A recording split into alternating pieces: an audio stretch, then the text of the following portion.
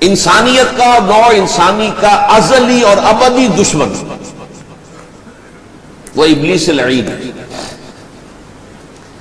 یہ چونکہ چیزیں ایسی ہیں کہ جو ما وراء الطبیعات سے متعلق ہیں۔ ابلیس جن ہے، جن انویزیبل ورلڈ سے تعلق رکھتا ہے، غیر مرئی جو نظر نہیں آتی۔ فرشتے انویزیبل ورلڈ سے تعلق رکھتے ہیں، غیر مرئی جو نظر نہیں آتے۔ یہ ہم جو ہے اور یہ حیوانات دنیا میں جو ہے یہ مرئی ہے، ویزیبل۔ آج کا عام ذہن جو انسان کا بن چکا ہے، سائنٹزم جسے کہا جاتا ہے، سائنسی نقطہ نظر، اس کا عام لوگوں پر بھی اثر یہ ہوا ہے کہ جو انویزیبل ورلڈ ہے اس کی باتوں کی طرف توجہ نہیں کرتے۔ ہاں عقیدہ تو ہے کہ ہے، جن بھی ہے، فرشتے بھی ہیں، لیکن کوئی ان کی اہمیت ہماری نگاہوں میں نہیں ہے۔ ساری نگاہیں مرکوز ہے visible world, physical world. Meta physics کا تو مضمون بھی اب سمجھ رہے ہیں کہ ختم کر دینا چاہیے، یونیورسٹیز سے فلسفے کے ڈپارٹمنٹ ختم ہو رہے ہیں، کیا ضرورت ہے اس کی؟ اصل شے یہ دنیا ہے، یہ عالم ہے، یہ کائنات ہے، یہ مادہ ہے، یہ حیات انسانی، حیات دنیاوی ہے۔ اس پر میرا جو مارکت الارا مضمون تھا 1967 کے جون میں جو چھپا تھا، اسلام کی نشرت ثانیہ کرنے کا اصل کام تھا کہ جو عہد حاضر کی جو تہذیب ہے اس کے 3 بنیادی اصول کیا ہیں۔ خدا ہے یا نہیں ہے چھوڑو، اس بحث میں نہ پڑھو، کائنات تو ہے نا، مادہ تو ہے نا، روح کوئی شے ہے یا نہیں ہے کیا پتا، کسی نے دیکھی نہیں آئی، لہذا اس کے بارے میں گفتگو کا فائدہ کیا، وقت کا سیاح۔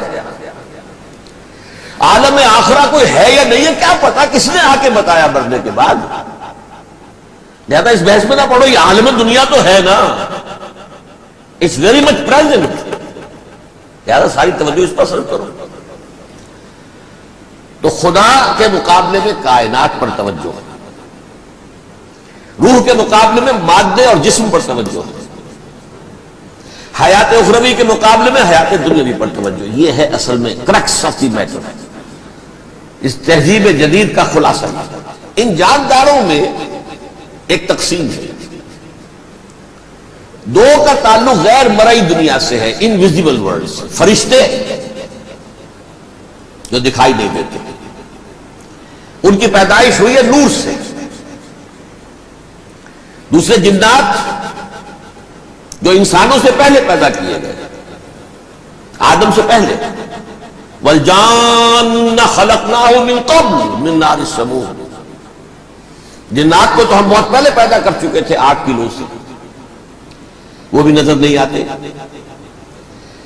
تیسرے انسان اور اس دنیا میں جتنے بھی حیوانات ہیں، ان کا جو مادہ ہے وہ ارض، یہ زمین ہے، یہ مٹی سے بنے، تراب سے بنے، کرسٹ آف دی ارتھ سے بنے،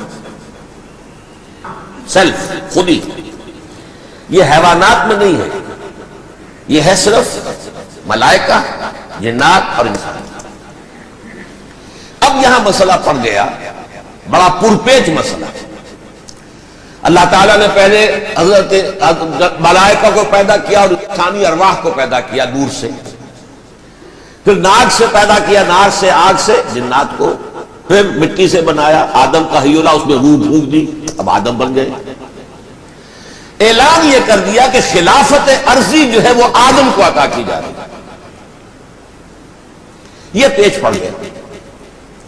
اس پر تھوڑا سا اشکال تو فرشتوں کو بھی ہوا، قرآن میں ہے سورہ بقرہ کے 4 رکوع میں، أَتَجْعَلُ فِيهَا مَن يُفْسِدُ فِيهَا وَيَسْفِكُ الدِّمَاءَ وَنَحْنُ نُسَبِّحُ بِحَمْدِكَ وَنُقَدِّسُ لَكَ۔ پروردگار اس آدم کو تو خلافت دے رہا ہے، زمین کے اندر اختیار دے دے گا، یہ تو فساد کرے گا، کوریزی کرے گا، ہم تیری تسبیح و تحمید میں لگے ہوئے ہیں، جو بھی حکم ہو، ارشاد ہو، ہم بجا لاتے ہیں، تو ضرورت کیا ہے؟ اس کا جواب اللہ نے دیا، انی عالم ما لا تعلمون، میری مشیت، میری حکمت وہ میں ہی جانتا ہوں، ضروری نہیں کہ تم اس کو شیئر کر سکتے۔ لیکن یہ جنات میں سے ایک جن تھا عزازیل۔ اب دیکھیے کہ جنات کو ایک قرب حاصل ہے ملائکہ کے ساتھ، کیوں؟ وہ نور سے پیدا کیے گئے، یہ نار سے پیدا کیے، کتنا قرب ہے دونوں میں. انسان پیدا کیا گیا مٹی سے، مٹی انرٹ ہے، آگ بڑکتی ہے، اوپر اٹھتی ہے، شعلہ زنگ ہوتی ہے، انرجی ہے اس میں. نور اور نار میں بڑا قرب ہے. اور عربی کے ایک قاعدے سے تو یہ ایک ہی لفظ ہے، مادہ ایک ہی ہے، حروف علت جو ہے ایک دوسرے کی جگہ آ جاتے ہیں. یہ قرب ہے، اگرچہ زمین و آسمان کا فرق ہے دونوں میں. فرشتہ نور سے پیدا کیا گیا ہے، وہ پاک ہے، وہ اللہ کے کسی حکم کی خلاف ورزی کر ہی نہیں سکتا. لا یعصون اللہ ما امرہم ویفعلون ما یؤمرون. وہ جو بھی اللہ تعالیٰ حکم دیتا ہے اس کی کوئی معصیت کی نافرمانی نہیں کرتے، بلکہ جو حکم لیا جاتا مان لیتے. ذرا سا اشکال ہوا تھا، پوچھ لیا، جواب مل گیا، خاموش ہو گئے بس. لیکن عزازیل نامی ایک جن تھا، جو ایک تو جن ہونے کی نسبت سے فرشتوں سے کچھ نہ کچھ مماثلت تھی، قرب تھا. دوسرے یہ علم میں، زہد میں، عبادت میں اتنا اونچا تھا، اتنا اونچا تھا، اتنا اونچا تھا کہ یہ ملائکہ ہی کے صف میں شامل ہو گیا. اس نے علم بغاوت بلند کر دیا. جب حکم دیا گیا کہ سجدہ کرو آدم کو، فسجد الملائکۃ کلھم اجمعون، سارے کے سارے، کل کے کل، سب نے مل کر سجدہ کیا آدم کو. اللہ کے حکم سے فوراً تعبیل کر دی. الا ابلیس ابا واستکبر وکان من الکافرین. ابلیس نے نہیں کیا، انکار کیا، استکبار کیا، گھمنڈ کیا. اور اس کو سورہ کہف میں بیان کر دیا گیا. یہ اس لیے کہ وہ اصل میں جنات میں سے تھا، اگرچہ شامل تو تھا فرشتوں میں اس وقت. کانا من الجن ففسق عن امر ربہ، وہ اصل میں جنات میں سے تھا، اس وجہ سے وہ اپنے رب کے اس فیصلے کے خلاف کھڑا ہو گیا. سرکشی تھی اس میں. یہ معاملہ اتنا اہم ہے، اب آپ سمجھیے کہ 7 مرتبہ سورہ بقرہ، سورہ اعراف، سورہ حجر، سورہ بنی اسرائیل، سورہ کہف، سورہ طٰہٰ، سورہ صاد، 6 مکی صورتوں میں ذکر ہے یہ، اور ایک مدنی صورت سورہ بقرہ. ان میں سے اکثر مقامات پر پھر جب اللہ نے کہا کہ اچھا تم نے یہ سرکشی کی ہے اور ہمارے حکم کی خلاف ورزی کی ہے تو یہاں سے نکل جاؤ، دفع ہو جاؤ، تم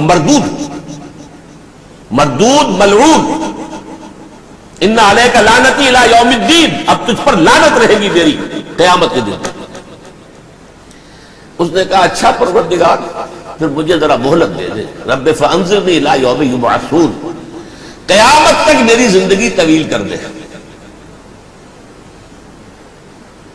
فذهب فإنك من المنظرین، کہہ دیا اچھا جاؤ، تمہاری یہ درخواست بھی ہم نے قبول کی.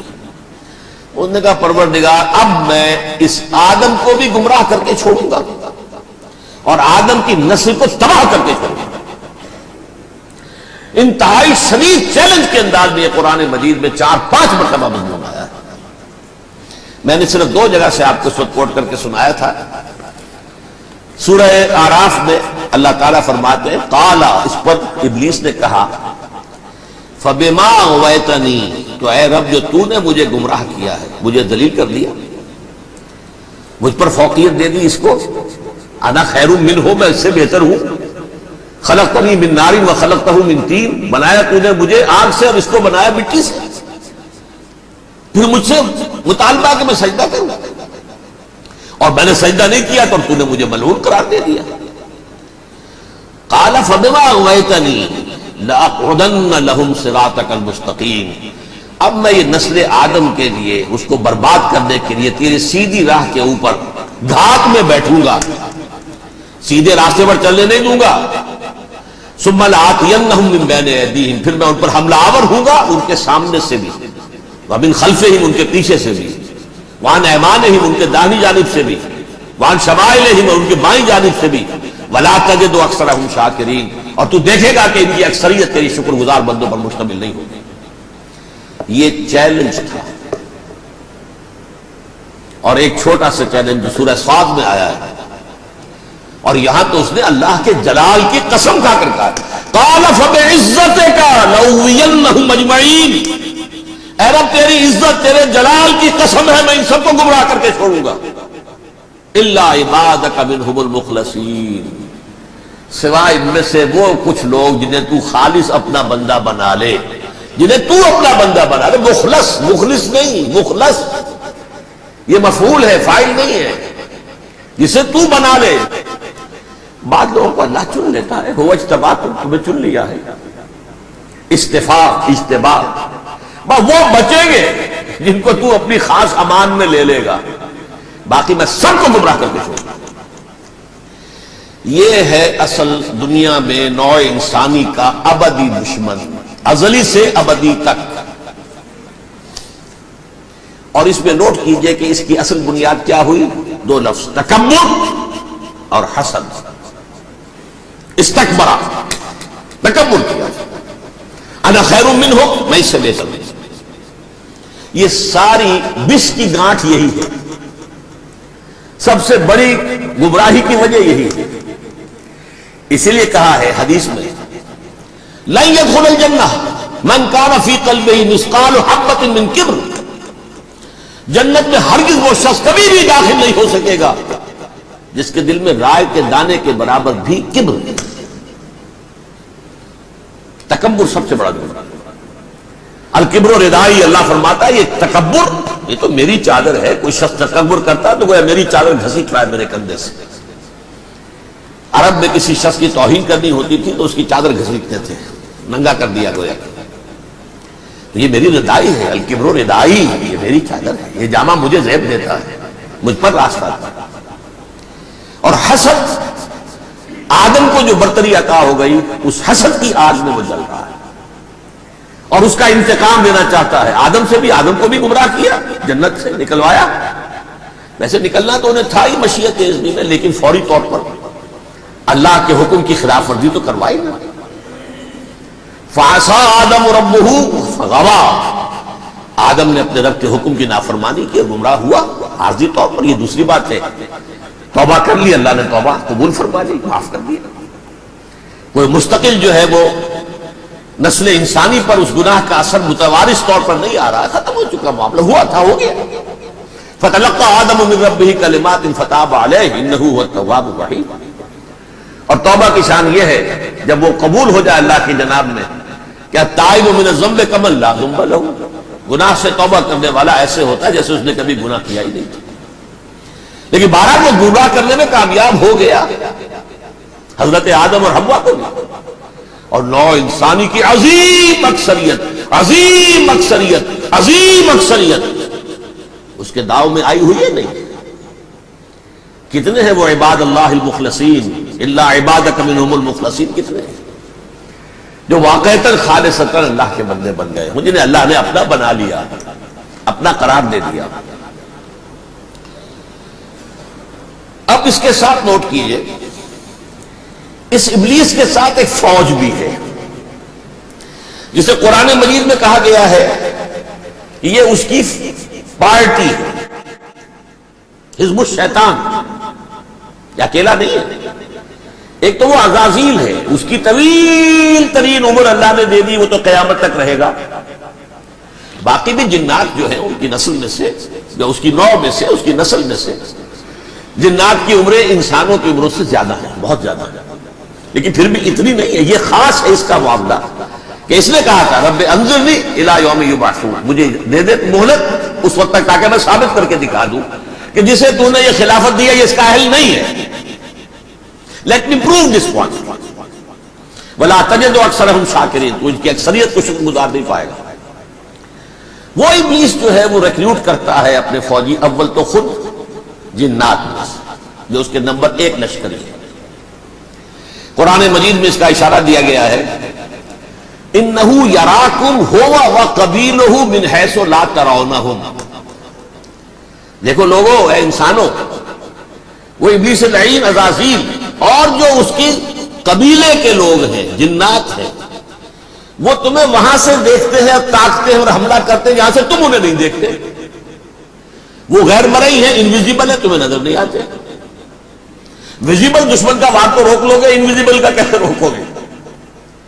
انہو یراکم ہوا وقبیلہ، اکیلا ہی نہیں ہے وہ تو تمہیں تاکتا ہے، تم پر حملہ کرتا ہے، گھات میں لگ کر جو ہے تمہارے اوپر حملہ کرتا ہے، وہ بھی اور اس کے ساتھ اس کے قبیلے کے لوگ جنات بھی، من حیث لا ترونہم، جہاں سے کہ تم انہیں نہیں دیکھتے۔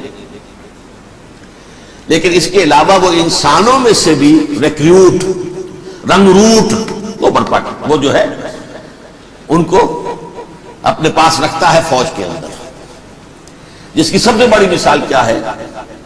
سورہ مجادلہ میں اللہ تعالیٰ نے منافق، حالانکہ وہ کون تھے؟ بظاہر حضور کا کلمہ پڑھنے والے، حضور کے پیچھے نماز پڑھنے والے، اسلام کا دعویٰ کرنے والے، ان کو اللہ فرماتا ہے اولئک حزب الشیطان الا ان حزب الشیطان هم الخاسرون، یہ شیطان کی پارٹی کے لوگ ہیں۔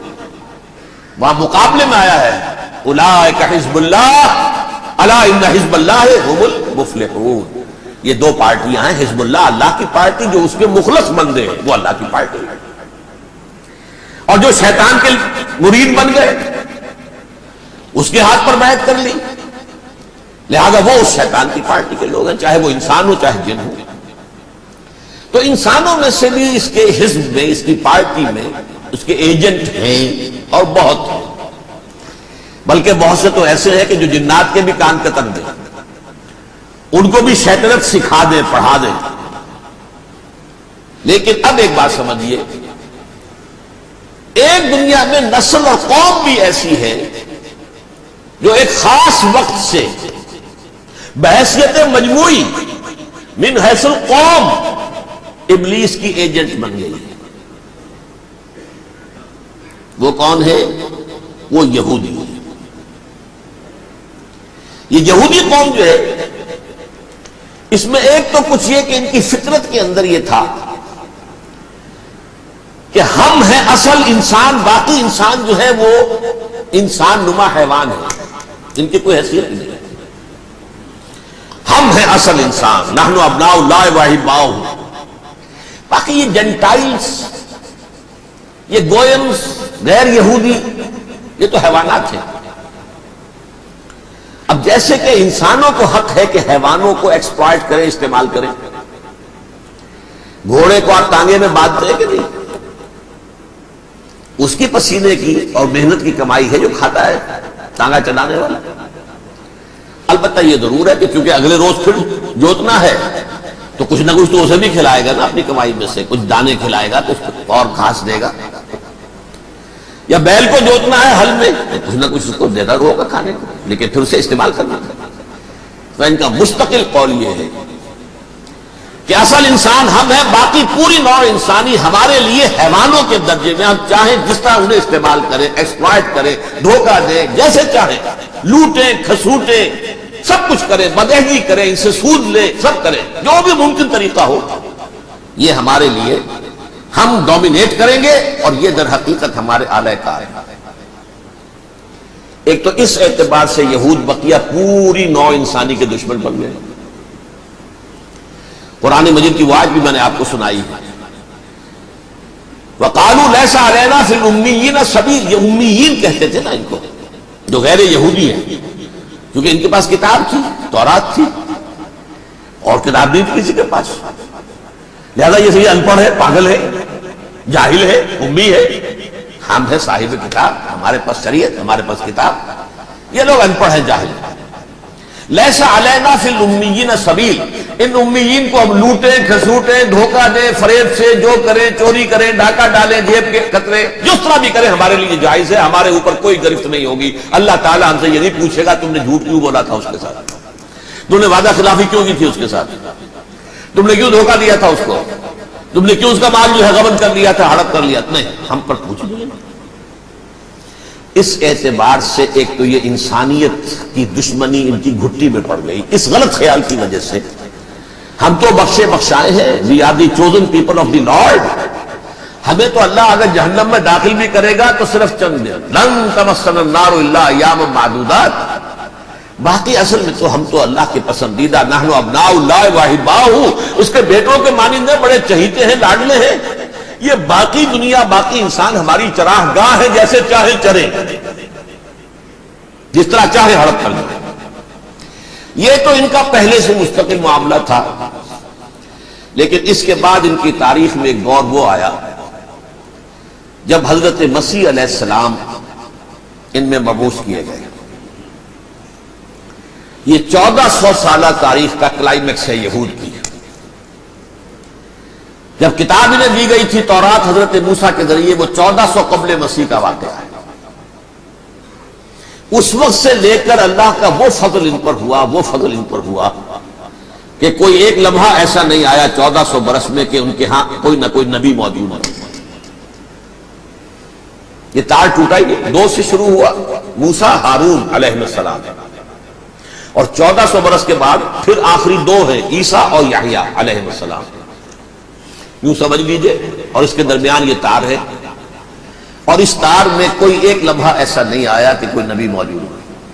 لیکن عیسیٰ اور موسیٰ کے درمیان 1400 برس کے جو ہے، اس کا کلائمیکس ہے حضرت مسیح علیہ السلام کی بعثت، اور حضرت مسیح علیہ السلام کو جسے اللہ نے اپنی روح قرار دیا، روح منہ، کلمتہ القاها الی مریم، اللہ کا کلمہ، عظیم ترین معجزات۔ انہوں نے کیا کہا؟ یہ ولد الزنا ہے، حرام زادہ ہے، معاذ اللہ، نقل کفر نہ باشا، یہ جادوگر ہے، یہ مرتد ہے، یہ واجب القتل۔ اصل حکومت اس وقت قومیوں کی تھی حکومت، لیکن انہوں نے انہیں آٹونومی دے رکھی تھی، اپنے مذہبی معاملات ان خود طے کر سکتے ہیں۔ تو قائفاس جو اس وقت کا ان کا ہیڈ ربائی تھا سب سے بڑا، اس کی عدالت نے فیصلہ کیا مسیح کو سولی چڑھا دیا جائے۔ پائلیٹس پونٹس، اس کے پاس ان کے ازداج پہنچ کے، یہ ہمارا مجرم ہے مذہبی، یہ مرتد ہے، یہ کافر ہے، یہ جادوگر ہے، یہ واجب القتل ہے، اسے قتل کرو، سولی چڑھا دیا۔ خیر وہ لمبی بات ہو جائے گی، اس نے تو اپنے ہاتھ دھوئے کہ صاحب ہمارے پاس کوئی جرم نہیں ہے اس کے خلاف، تم کہتے ہو تو ٹھیک ہے، سولی چڑھا دیتا۔ یہ دوسری بات ہے کہ اللہ نے حضرت مسیح کو اٹھا لیا آسمان پر، ان کی جگہ وہ شخص سولی چڑھا جس نے غداری کر کے گرفتار کروایا تھا، جوڈاس اسکریوت، اس کی شکل اللہ نے بدل دی حضرت مسیح کی سی، اور حضرت مسیح کو فرشتے اٹھا کے اوپر لے گئے، وہ زندہ آسمان پر اٹھا لیے گئے۔ اور یہ ساری تفاصیل نہ قرآن میں ہے نہ حدیث میں ہے، یہ انجیل میں ہے، لیکن انجیل کون سی؟ برنباس کی، gospel of the Lord according to saint Barnabas. یہ حواریین مسیح میں سے تھے، لیکن عیسائی ان کو تسلیم نہیں کرتے، ان کی بائبل کو صحیح نہیں مانتے، کینونیکل نہیں مانتے۔ 100 انجیلیں تھی، 104 تھی، جن میں سے 4 چنی ہے انہوں نے، یہ متی اور جان اور مرکس مارکس، یہ ہے، تو یہ 4 انجیلیں ہیں، انہوں نے تسلیم کیے کہ یہ کینونیکل ہیں، یہ تو ہے حقیقی، باقی جو ہے 100 اس کو وہ تسلیم نہیں کرتے۔ ان میں سے ایک ہے یہ برنباس، اس میں یہ تفصیل ہے کہ اللہ تعالیٰ نے اس شخص کی، یوڈاس کی، یہودا، یوڈاس اس کو انگریزی میں کہتے ہیں، اس کی شکل بدل دی حضرت مسیح کی سی، وہ گرفتار ہوا، وہ سولی چڑھا۔ وہ غدار تھا، غداری کی سزا اسے ملنی تھی، اٹھ گئی۔ حضرت مسیح کو فرشتے 4 اٹھ رہے ہیں، جس کوٹڑی میں حضرت مسیح مقیم تھے، ایک باغ کے اندر وہ کوش تھے، اس کی چھت پھٹی ہے، 4 فرشتے آئے ہیں، حضرت مسیح کو اٹھا کر لے گئے ہیں، چھت برابر ہو گئی ہے، اس کے بعد وہ شخص پکڑا گیا۔ بہرحال حضرت مسیح کو اللہ نے اٹھا لیا آسمان۔ لیکن وہ دن ہے کہ اس قوم کو اب مغضوب علیہم قرار دے دیا۔ نوٹ کر دیجیے، اصل میں تو ہونا یہ چاہیے تھا کہ رسول کی جان کے در پہ جب کوئی امت ہو جاتی تھی تو اللہ کا قاعدہ یہ تھا کہ اس امت کو نسیہ منسیہ کر لیا۔ حضرت نوح کی قوم کو ختم کیا یا نہیں؟ حضرت ہود کی نگاہوں کے سامنے قوم عاد برباد کی گئی یا نہیں؟ حضرت صالح کی نگاہوں کے سامنے قوم سمود برباد ہوئی، یہ اللہ کا قاعدہ رہا۔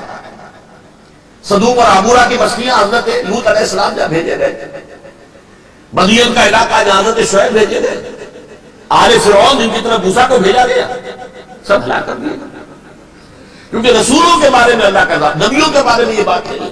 نبی آیا، اس نے دعوت دی، جس نے مان لیا اچھا کیا، اپنے لیے اچھا کیا، نہیں مانا اس کی اپنی جو ہے آپ برباد ہو گئی۔ دنیا میں کوئی فیصلہ اس کا نہیں ہوتا، لیکن رسولوں کا معاملہ یہ ہوتا ہے کہ دنیا میں وہ اللہ کی عدالت بن کر آتے ہیں، مانو گے تو بچو گے، نہیں مانو گے ہلاک ہوگا۔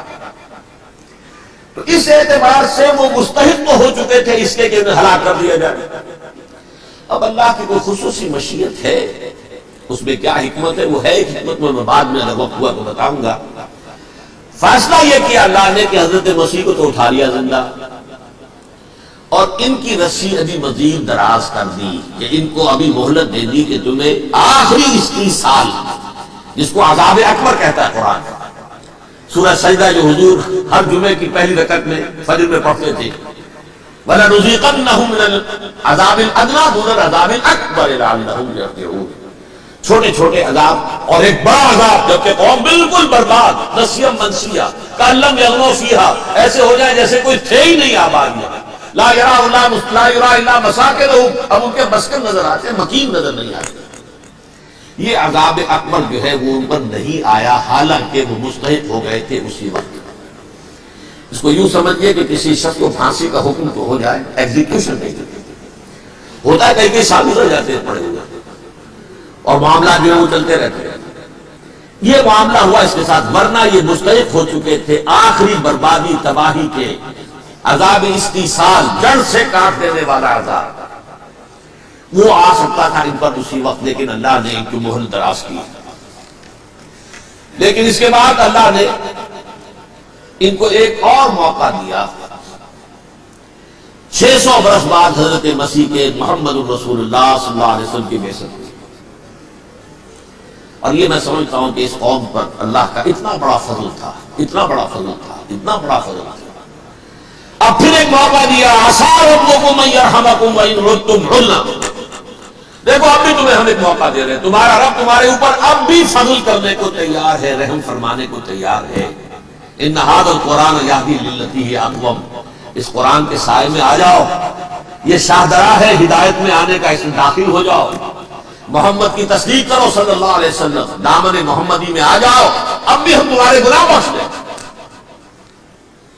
لیکن نہیں، اس قوم نے حضرت محمد صلی اللہ علیہ وسلم کی دشمنی کی کمر کسی، اور اب یوں سمجھیے اس تاریخ سے لے کر آج تک یہ گٹھ جوڑ ہے۔ ظاہر بات ہے کہ ابلیس کا بھی اصل دشمن اب کون ہے، یا ہدف کون ہے، ٹارگٹ کون ہے؟ جنہوں نے محمد کو نہیں مانا صلی اللہ، وہ تو ہے ہی جہنمی، ان پر کوئی اور محنت کرنے کی ضرورت کیا ہے؟ سمجھ گئے میری بات؟ حضور کی بعثت کے بعد جنہیں حضور کو رد کر دیا، ان کو ایمان نہیں لائے، وہ کون ہے؟ کافر، وہ جہنمی ہے ہی ہے، لہذا اس کے اوپر کوئی محنت صرف کرنے کی ابلیس کو ضرورت نہیں، اس کا اصل ٹارگٹ امت محمد ہے صلی اللہ علیہ وسلم۔ وہ ساری نوع انسانی کی دشمنی اب آ کر مرکوز ہو گئی ہے امت محمد صلی اللہ علیہ وسلم کی دشمنی پر۔ اور اسی طرح یہود کا معاملہ، اگرچہ ویسے پوری نوع انسانی کے دشمن ہے، انہیں حیوان سمجھتے، ان کی جان مال اپنے لیے مباح سمجھتے، جس طرح چاہے بھوکے کھسوٹے کھائے پیے، لیکن اب ان کی بھی دشمنی کا سب سے بڑا مرکز امت محمد۔ کیوں؟ وہی تکبر اور حسد، وہی بیماریاں۔ انہیں تکبر یہ ہو گیا تھا کہ 2000 سال سے یہ نبوت ہماری میراث، ہماری جاگیر، بنو اسرائیل کے اندر سینکڑوں نبی آئے، 3 کتابیں اللہ نے ہمیں عطا کی، یہ کہاں سے آ گیا محمد صلی اللہ علیہ وسلم؟ معاذ اللہ ثم معاذ اللہ، یہ امیین میں سے، یہ جنٹائل میں سے، یہ گوئلز میں سے، یہ حقیر ان پڑھ، کہاں ہم کہاں یہ نہیں تسلیم کریں گے۔ حالانکہ قرآن کہتا ہے یعرفونہ کما یعرفون ابناءہم، ان کے علماء ایسے پہچانتے تھے حضور کو جیسے اپنے بیٹوں کو پہچانتے کہ یہ آخری نبی ہے، لیکن تکبر اور حسد کی آگ میں اب ان کے بھی دشمنی کس سے ہے؟ محمد اور امت محمد صلی اللہ علیہ وسلم۔ یہ گٹھ جوڑ ہے۔ اب دیکھیے، یہ ہے میری گفتگو کا اب تک کی گفتگو کا حاصل، یہ گٹھ جوڑ، ایک غیر مرئی دنیا، انویزیبل دنیا کا ابلیس لعین اور جنات میں سے اس کے لشکری فوج، انسانوں میں سے ویسے تو اور بھی بہت جگہ اس کے ایجنٹ ہے، مسلمانوں میں بھی ہے، لیکن بحیثیت قوم، بحیثیت مجموعی، ایک پوری قوم، ایک پوری نسل جو ہے اس کے ساتھ گٹھ جوڑ ہے۔ ان دونوں کی گٹھ جوڑی کے ساتھ یہ دشمن دون ہے انسانیت کے، پہلا دشمن ابلیس لعین، عزازیل لعین، اور دوسرے دشمن یہود ملعون۔ اب میں آپ کو ذرا اس جو انسانوں میں سے انسان دشمنی کا جن کا سب سے بڑا رول ہے. میں ان کی 2000 سالہ تاریخ کا آپ کے سامنے نقشہ رکھنا چاہتا ہوں. لیکن ان پر دنیاوی عذاب کا ایک کوڑا جو ہے اللہ تعالی کی طرف سے اسی وقت برسا. دنیاوی عذاب دنیا میں رہتے ہوئے ختم نہیں کیا. 37 برس بعد حضرت مسیح کے رفع سماوی کے 37 برس بعد سن 70 میں یہودیوں نے بغاوت کی رومیوں کے خلاف. رومی ٹائٹس جنرل تھا ایک، اس نے پھر جو حملہ کیا ہے 1,33,000 یہودی ایک دن میں قتل کیا یروشلم میں، اور ہیکل سلیمانی گرا دیا. وہ ہیکل پہلے بھی گرا تھا، پہلے 1400 سال کے دوران میں بھی نبوکڈنضر نے گرایا تھا، لیکن پھر اس کے 150 سال بعد انہوں نے دوبارہ بنا لیا تھا، اس لیے وہ اسے سیکنڈ ٹیمپل کہتے ہیں. پہلا ٹیمپل جو حضرت سلیمان نے بنایا تھا نبوکڈنضر نے گرا دیا 587 قبل مسیح میں، پھر دوبارہ انہوں نے 150 سال کے بعد بنا لیا. وہ اس تاریخ کا حصہ ہے، میں نے جس کے بارے میں آپ کو تفصیل نہیں بتائی. اس میں یہ ہوا سن 70 میں وہ گرا دیا گیا، وہ آج تک گرا پڑا ہوا ہے. نمبر 2 یہ کہہ دیا گیا کہ یہودیوں اس ارض فلسطین سے نکل جاؤ، تم یہاں نہیں رہ سکتے. لہذا جس کا جہاں سینگ سمایا چلا گیا. یورپ میں چلے گئے، ایشیا میں آ گئے، عرب میں آ گئے. یہ 3 قبیلے جو رات بھی میں نے عرض کیا تھا، بنو قینقاع، بنو نذیر اور بنو قریظہ، یہ وہاں سے آ کے مدینے میں آباد ہو گئے. جس کا جہاں سینگ سمایا، افریقہ میں، ہندوستان میں، جہاں چلے گئے. ڈایاسپورا اسے کہتے ہیں، وہ آپ نوٹ کر لیجیے اس لفظ کو، ڈایاسپورا. ہمارا دور انتشار، جبکہ ہمیں ہماری اصل سرزمین تو فلسطین ہے، حضرت ابراہیم کا مسکن، حضرت اسحاق حضرت یعقوب کا مسکن فلسطین، یہ ہے ہماری اصل جاگیر، یہ تو ہماری جدی پشتی جاگیر ہے. لیکن یہاں سے نکال دیے گئے سن 70 عیسوی میں، اور وہاں سے لے کے 1917 تک ان کا ڈایاسپورا جاری رہا. یہ دور انتشار ہے. اس دور انتشار کے اب چند حصے ہیں جس کو میں چاہتا ہوں کہ آپ علیحدہ علیحدہ سمجھ لیں. دور انتشار کا جو پہلا جو ہے تقریباً 300 برس رومی حکمران تھے. وہ یہودیوں کے بھی دشمن تھے اور عیسائیوں کے بھی دشمن تھے. عیسائی اور یہودی ایک دوسرے کے بھی دشمن تھے، لیکن رومی سمجھتے تھے کہ یہ ایک ہی تھیلی کے چٹے بٹے ہیں. رومیوں کے نزدیک عیسائی بھی یہودیوں ہی کا ایک فرقہ تھے، کوئی علیحدہ مذہب تو تھا ہی نہیں. لہذا رومی جو ہیں رومنز، وہ ان دونوں کو ستاتے تھے، مارتے تھے، اور یہ آپس میں لڑتے تھے. یہودی عیسائیوں کو مارتے تھے، عیسائی یہودیوں کو مارتے تھے. یہ ہے 300 برس تک کی تاریخ. سن 300 عیسوی میں کیا ہوا؟ ایک معجزہ ہو گیا. بہت عظیم ایمپرر کانسٹینٹائن، قسطنطین اعظم، رومن ایمپررز میں سے بہت بڑا ایمپرر، وہ عیسائی ہو گئے. اب تو معاملہ بالکل تلپٹ ہو گیا، پوری سلطنت عیسائی ہو گئی. اب عیسائیوں کے عیش ہو گئے اور یہودیوں پہ مار پڑنی شروع ہوئی. اب عیسائیوں کا آپ خود سوچئے کہ جنہیں وہ خدا بنا بیٹھے ہیں، خدا کا بیٹا قرار دے رہے ہیں، ان کے قاتل کون؟ یہودی بدماش. لہذا ان کی وہ پٹائی شروع ہوئی ہے یورپ میں، پوری رومن امپائر میں. انہیں ذلیل کیا گیا، شہروں میں آمد بند، علیحدہ رہو، گھیٹوز کے اندر رہو. یہودی کا نام جو ہے وہ گالی بن گیا، جیسے آج بھی یہودی گالی کہتے ہیں، جیسے خنزیر کا لفظ. آخر وہ بھی اللہ کی مخلوق ہے، لیکن آپ کو معلوم ہے کوئی شخص زبان پر نام نہیں لانا چاہتا خنزیر کا، سور کا. ہے تو مخلوق، وہ بھی ایک حیوان ہے. ایسے ہی یہ ہے یہودی گالی، جیو گالی. لہذا ایک طرف تو ان دونوں کے درمیان دشمنی، جس کو قرآن کہتا ہے وَأَغْرَيْنَا بَيْنَهُمُ الْعَدَاوَةَ وَالْبَغْضَاءَ، ہم نے ان کے مابین دشمنی جو ہے پیدا کر دی. اور جب یہ پوری سلطنت عیسائی ہو گئی تو قافیہ تنگ ہو گیا یہودیوں کا. اب آئیے 571 عیسوی، یعنی جبکہ ڈایاسپورا کو کتنا عرصہ ہو چکا تھا؟ 500 برس. سن 70 سے شروع ہوا ڈایاسپورا، جب ٹائٹس نے گرایا ہے ہیکل کو، اور نکال باہر کیا انہیں فلسطین سے، بھاگ جاؤ، یہاں ایک یہودی بھی نہیں رہے گا، فلسطین سے نکال دیا۔ اس کے پورے 500 برس بعد سن 571 عیسوی میں حضور کی پیدائش ہوئی، ولادت باسعادت محمد الرسول اللہ صلی اللہ علیہ وسلم۔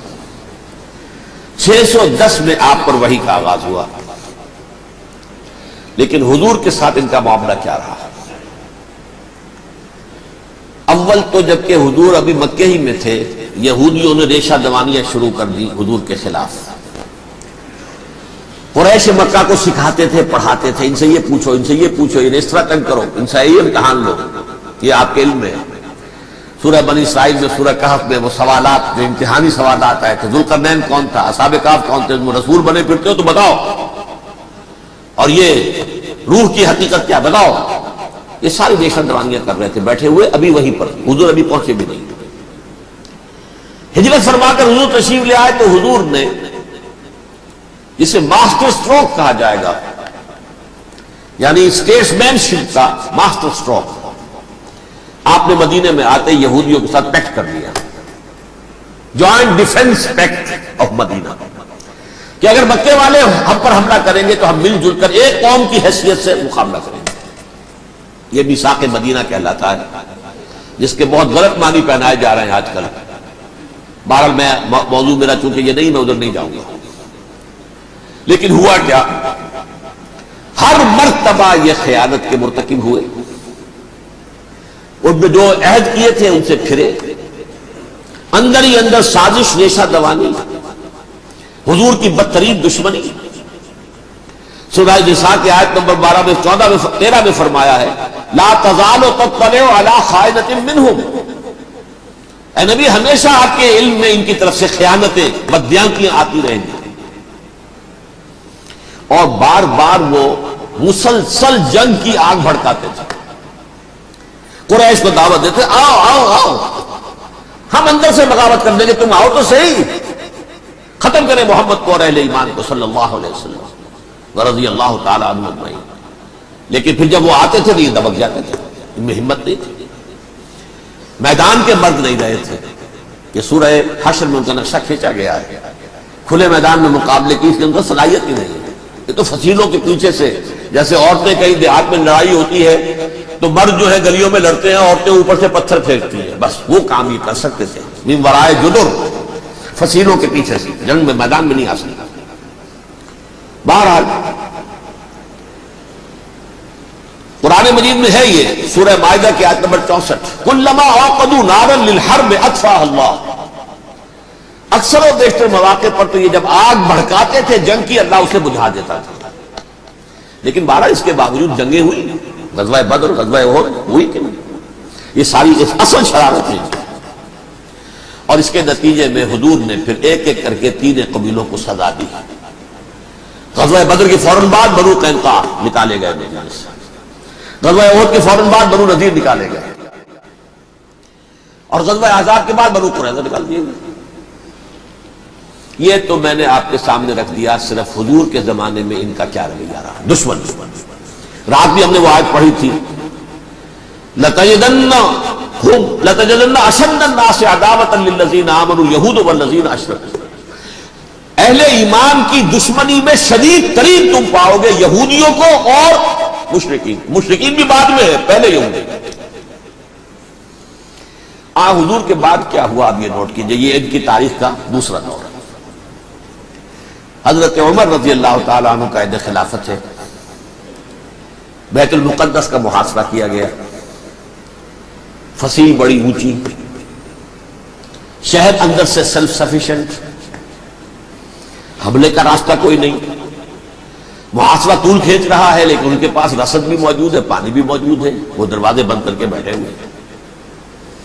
بالآخر اللہ تعالیٰ کی مشیت کا ظہور کیسے ہوا، ان کے کچھ علماء آئے فصیل پر، کہا دیکھو مسلمانوں، تم قیامت تک بھی یہاں پڑے رہو گے محاصرہ کر کے، ہمارا یہ شہر فتح نہیں ہوگا۔ ہاں ایک درویش بادشاہ کے ہاتھوں یہ شہر فتح ہونا ہے، لیکن تمہارے اندر ہمیں وہ نظر نہیں آ رہا۔ ابو عبیدہ بن الجراح رضی اللہ تعالی عنہ، امین هذه الامہ، ان کا فوراً ذہن گیا، وہ درویش بادشاہ مدینے میں بیٹھا ہوا ہے، عمر رضی اللہ تعالیٰ سے انہوں نے کھڑے ہو کر نشانیاں دیکھی ہیں، اپنی کتابیں کھولی، ہاں یہ وہی ہے، اچھا لو جی سرنڈر، شہر تمہارے ہاتھ میں۔ خون کا ایک قطرہ نہیں بہا اور بیت المقدس فتح ہو گیا۔ لیکن اس وقت حضرت عمر نے ایک نرمی یہ کی کہ یہودیوں کے لیے بھی اسے اوپن سٹی قرار دے دیا۔ یہ احسان عظیم حضرت عمر کا۔ اس سے پہلے یہودی آ ہی نہیں سکتا تھا، داخل ہی نہیں ہو سکتا تھا، وہاں وہ آ کر وزٹ نہیں کر سکتا تھا، زیارت نہیں کر سکتا تھا اپنے مقدس مقامات کی۔ حضرت عمر نے یوں سمجھیے کہ تقریباً 550 برس کے بعد ان کے لیے راستہ کھولا ہے کہ ہاں تم آ سکتے ہو، زیارت کر سکتے ہو۔ لیکن یہ عیسائیوں نے لکھوایا معاہدے کے اندر، انہیں یہاں آپ آباد ہونے کی اجازت نہیں دیں، لیکن کم وزٹ دی پلیسز، دیکھیں زیارتیں کریں اور جائیں۔ یہ معاہدہ حضرت عمر کا ہے رضی اللہ تعالیٰ، جو پھر خلافت راشدہ کے بعد بنو امیہ نے بھی اس کو آرڈر کیا، بنو عباس نے کیا، پھر جو ہمارے یہ ترکوں میں اندر خلافت آئی تو ترک خلفاء نے بھی اس معاہدے کی پوری پابندی کی۔ فلسطین میں آ سکتے ہیں یہودی، صرف زائرین کی حیثیت سے، وہاں آباد نہیں ہو سکتے۔ اب آئیے اگلا دور آیا حضرت عثمان کا دور خلافت۔ یہ ہے وہ وقت کہ اب یہود نے امت مسلمہ کی پیٹھ میں چھڑا چھوڑا۔ وہ کیسے؟ ایک یہودی عبداللہ ابن سبا اسلام کا لبادہ اوڑھ کر آ گیا، معاشرے کا جائزہ لے لیا۔ ان میں بنو ہاشم اور بنو امیہ میں جو پرانی کشاکش تھی اس کے کچھ نہ کچھ جراثیم باقی ہیں، اگر ان کو ذرا بھڑکا دے تو مسلمانوں میں انتشار پیدا ہو جاتا۔ کہا یہ عثمان کون ہے؟ یہ تو بنو امیہ میں سے ہے، یہ حق تو بنو ہاشم کا ہے، خلافت ان کے پاس ہونی چاہیے، محمد کے تو رشتہ دار وہ ہے صلی اللہ علیہ وسلم۔ عوام الناس کے اندر بات پھیلنی شروع ہوئی۔ پھر ایک بڑی سازش کے انداز میں حضرت عثمان کے خلاف پروپیگنڈا، حضرت عثمان کے جو عاملین تھے، گورنر تھے، ان کے خلاف پروپیگنڈا، اور ایسی ہوشیاری کرتے تھے کہ کوفے میں کوفے کے حاکم کے خلاف کچھ نہیں کہنا، اجی مصر میں یہ ہو رہا ہے، اجی شام میں یہ ہو رہا ہے، اجی یہ جو مسلمان ہے وہ یہ کر رہا ہے، یہ ظلم ہو رہا ہے، یہ لوٹ مار ہو رہی ہے، یہ خیانتیں ہو رہی ہیں۔ اب نہ تو اس زمانے میں مینز آف کمیونیکیشن، کیسے تصدیق کریں؟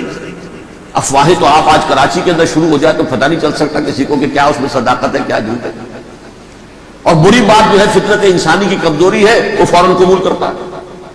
کسی کے بارے میں اچھی بات ماننے کو تیار نہیں ہوتا، لیکن بری بات تو فوراً تیار ہوتا۔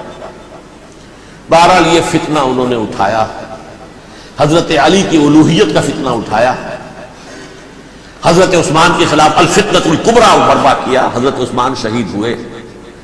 اس کے بعد 5 برس تک مسلمان ایک دوسرے کی گردنیں کاٹتے رہے، بابی خانہ جنگی ہوئی۔ امت کو وہ زخم لگایا ہے جو آج تک جس سے خون رس رہا ہے۔ یہ شیعان عثمان اور شیعان علی تھے، جو بعد میں پھر سنی اور شیعہ ہو گیا، اور آج تک فتنہ کس نے جگایا؟ ایک عبداللہ ابن سبا یہودی اور اس کے کارندے، شیطان کا ایجنٹ، اور انسانوں میں سے بھی اس کے جو بھی حواریین تھے اور شیطانوں کے اندر سے بھی انہوں نے بھی اس آگ کو بھڑکایا۔ یہ آپ سوچ لیجئے کہ یہ کس نے وہ زخم لگایا؟ یہودی۔ اگلا دور آیا، خلافت راشدہ ختم ہوئی، بنو امیہ کا بھی دور کافی گزر گیا۔ طارق ابن زیاد 712 عیسوی میں حملہ کرتے ہیں اسپین پر۔ اسپین اس وقت عیسائیت کا بہت بڑا گڑھ، بڑے کٹر ترین عیسائی جو ہے وہ اسپین میں تھے، لہذا یہودیوں کی وہاں بہت پٹائی ہوتی تھی، بہت پٹائی ہوتی ہے، میں بتا چکا ہوں، دشمنی تھی چلی آ رہی تھی عیسائیوں کے ہاتھوں یہودیوں کی۔ وہ تو سن 300 عیسوی سے ایمپرر کانسٹنٹائن کے بعد سے شروع ہو گئی۔ اس حوالے سے یہودیوں نے اس وقت چالاکی یہ برتی، کچھ راستے واسطے بتائے، کچھ مدد کی طارق ابن زیاد کی۔ طارق ابن زیاد نے انہیں اپنا محسن سمجھا، ہسپانیہ فتح ہو گیا تو یہودی چونکہ محسنین کی فہرست میں آ چکے تھے، انہیں بہت اقتدار نصیب ہوا، بڑی سپورٹ مسلمانوں نے دی۔ ان کے بڑے بڑے علماء جو اسی دور کے اندر پیدا ہوئے، بڑے بڑے تھنکرز ان کے اسی دور میں پیدا ہوئے۔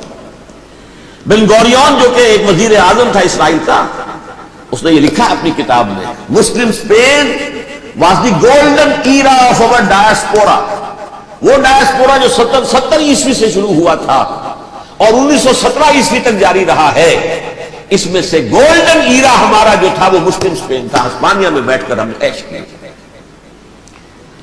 لیکن وہاں سے انہوں نے اور جو کچھ کیا، یہ تو داستان کے تو بہت سے گوشے ہیں، لیکن میں جس اسٹریٹ لائن میں چل رہا ہوں اس کے اعتبار سے ایک بات سمجھ لیجیے، وہاں بیٹھ کر انہوں نے اب عیسائیت کی پیٹھ میں چھڑا گھوما،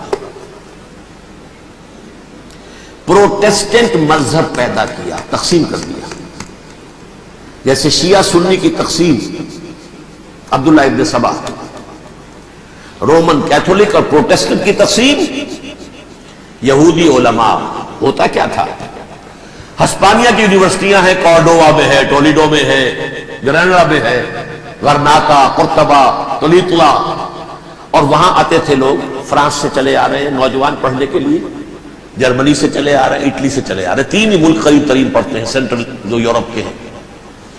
یہاں پر جو ہے وہ اسلام جو نور پھیلا رہا تھا اس سے بھی مستفیض ہوئے، جہالت کے جو ہے پردے ان کے وہ چھٹے، اس کے ساتھ ہی وہ یہودی وہاں ان کے اندر جو جراثیم داخل کر رہے تھے وہ اس عیسائیت کے خلاف بغاوت، جو اس وقت دنیا میں عیسائیت اس وقت تھی، پوپ کا راج تھا دنیا میں اس وقت، یورپ میں جو عیسائیت تھی اس میں ایک طرف بادشاہ تھے، لیکن بادشاہوں کی حیثیت وہاں پر یوں سمجھ لیجئے کٹ پتلیوں کی تھی، اصل قوت پوپ کے ہاتھ میں تھی۔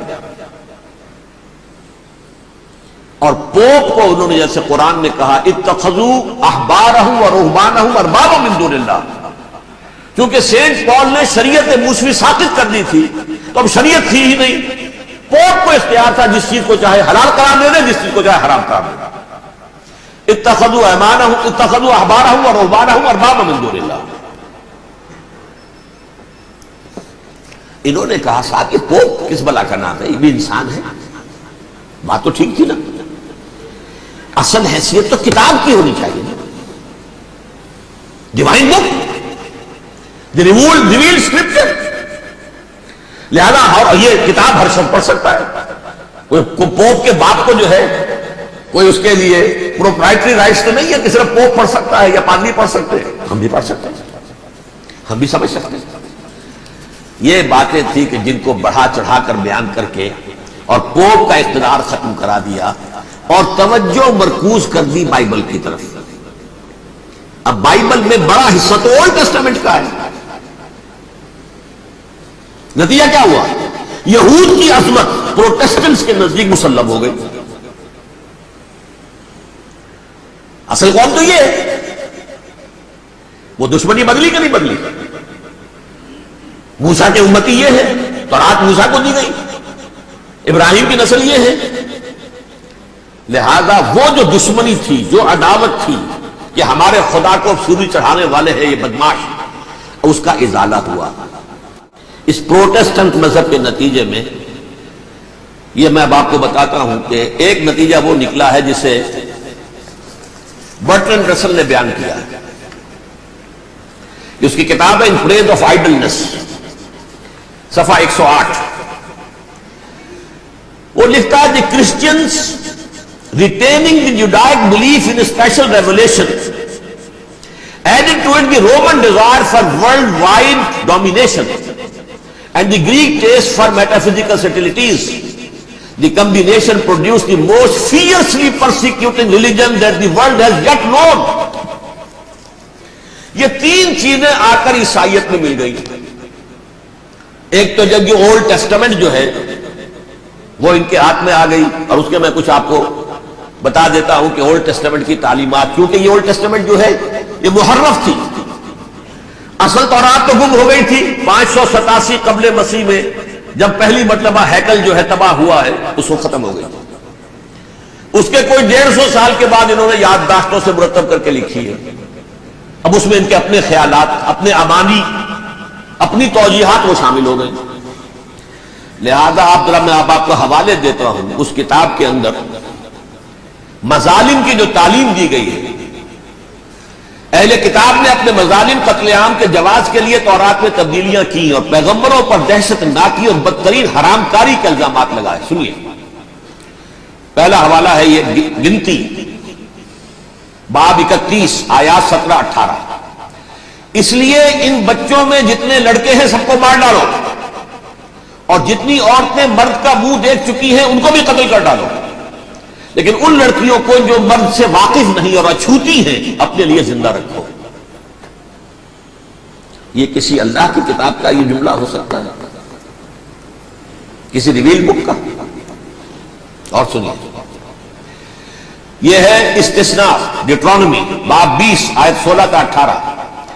پر ان قوموں کے شہروں میں جن کو خداوند تیرا خدا میراث کے طور پر تجھ کو دیتا ہے، کسی ذی نفس کو جیتا نہ بچا رکھنا، جیسا خداوند تیرے خدا نے تجھ کو حکم دیا بالکل نیست کر دینا.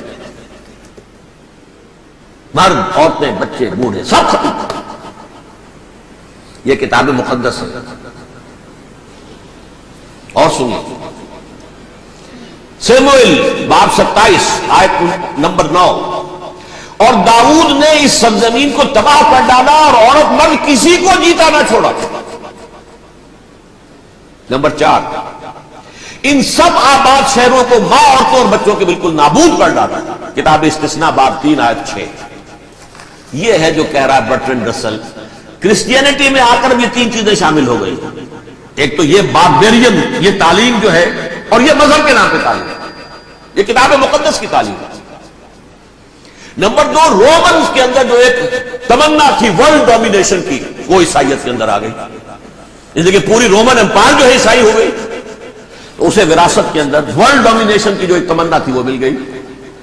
اور پھر یہ کہ انہوں نے جو توہمات تھے یونانیوں کے، ان کو بھی اپنے ہاں مختلف شکلوں کے اندر جمع کر لیا.